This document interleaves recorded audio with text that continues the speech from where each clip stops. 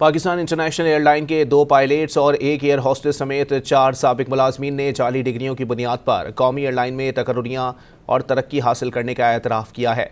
Don अखबार की report के मुताबिक जाली डिग्रियों की बुनियाद पर PIA के 457 मुलाजमीन के तकर्रुर के ऑडिट के बाद 2022 में FIA ने ऐसे तमाम मुलाजमीन को पहले ही बरतरफ या रिटायर कर दिया था।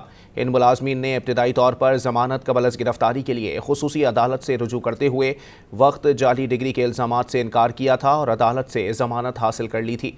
ताहम बाद में फ़र्द जुर्म आयद होने के बाद सब ने एतराफ़ जुर्म किया था और एतराफ़ी बयान रिकॉर्ड कराने की ख्वाहिश भी जाहिर की थी।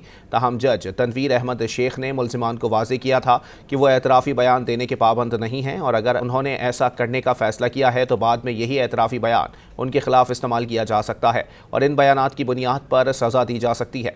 लेकिन मुल्ज़िमान एतराफ़ी बयानात रिकॉर्ड कराने पर बज़िद रहे।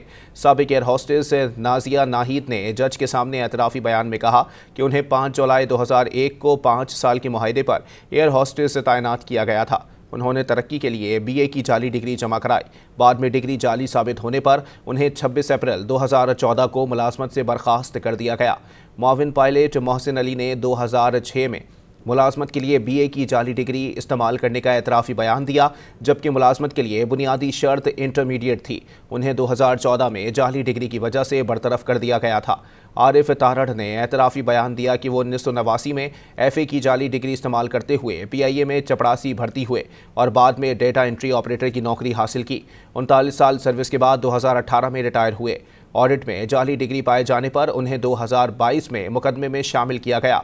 काशान एजाज ने एतराफ़ी बयान में कहा कि वो 13 नवंबर 1995 को BSc की जाली डिग्री का इस्तेमाल करके PIA में कैडेट पायलट भर्ती हुए। उन्हें जाली डिग्री साबित होने पर 2019 में मुलाजमत से बरतरफ कर दिया गया। तमाम मुलाजमीन ने अपने अमाल पर अफसोस का इजहार करते हुए खुद को अदालत के रहमो करम पर छोड़ते हुए माफ़ी मांगी। जज तनवीर अहमद शेख ने मुल्ज़िमान को उनके एतराफ़ी बयानात की रोशनी में कसूरवार करार देते हुए सभी को अदालत के उठने तक कैद की सज़ा सुनाई।